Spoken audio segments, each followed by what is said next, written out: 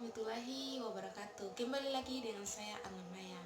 Video kali ini saya akan membagikan video pembelajaran tentang kriteria IPA untuk SD dan alasan IPA dimasukkan ke dalam kurikulum SD.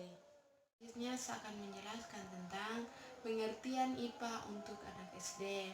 Pengertian IPA untuk anak-anak SD diartikan sebagai cara mengamati, mencoba memahami apa yang diamati, mempergunakan pengetahuan baru dan menguji ramalan-ramalan berdasarkan kondisi.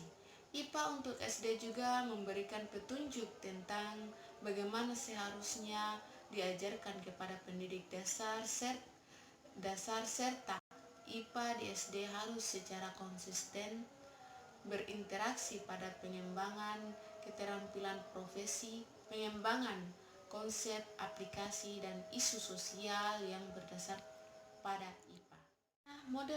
Model belajar yang cocok untuk anak Indonesia adalah belajar melalui pengalaman langsung, learning by doing. Model pembelajaran ini memperkuat daya ingat anak dan biaya sangat mudah sebab menggunakan alat-alat dan media belajar yang ada di lingkungan anak sendiri. Dalam IPA SD, pengalaman langsung memegang peran. Selanjutnya kita masuk pada pembahasan kriteria IPA untuk SD. Melalui pembelajaran dan pengembangan potensi diri pada pembelajaran IPA, siswa dapat memperoleh bekal pengetahuan, keterampilan, dan sikap yang diperlukan untuk memahami dan menyesuaikan diri terhadap fenomena dan perubahan-perubahan di lingkungan sekitar dirinya. Di samping memenuhi keperluan untuk melanjutkan pendidikan ke jenjang yang lebih tinggi.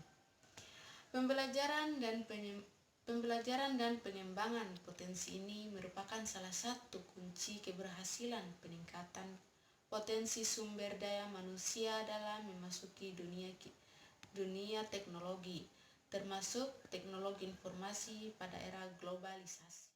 Pembelajaran IPA di SD merupakan persiapan di masa depan. Dalam hal ini, masa depan kehidupan anak diutamakan oleh orang tua. Oleh karenanya, setelah mempersiapkan mereka untuk hidup dalam masyarakat yang akan datang, mengajarkan IPA kepada siswa SD melalui proses penemuan ilmuwan sederhana secara sistematis dengan menggunakan benda yang mudah dijumpai dalam kehidupan sehari-hari untuk memberikan kesempatan kepada siswa menyentuh, melakukan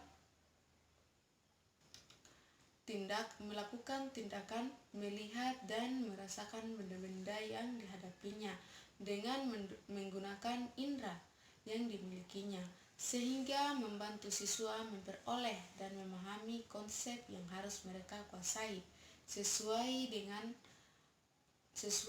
tahap perkembangan berpikir siswa. Peran penting sebagai pendorong lajunya perkembangan kognitif anak. Pengalaman langsung anak terjadi secara spontan sejak lahir sampai anak berumur 12 tahun. Bahasan berikutnya yaitu alasan IPA dimasukkan ke dalam kurikulum IPA. Salah satu faktor yang dapat mendukung alasan IPA dimasukkan ke dalam kurikulum IPA di SD adalah karena adanya perkembangan ilmu pengetahuan dan kemajuan teknologi seperti sekarang ini. Tentu dengan adanya hal demikian akan membuat semua hal menjadi lebih mudah dan juga memanfaatkan dalam dunia pendidikan, terutama mata pelajaran IPA. Pada umumnya, pendidikan IPA di sekolah menggambarkan hanya segmen observasi ilmiah pada ujung yang sederhana dari spektrum kegiatan observasi ini.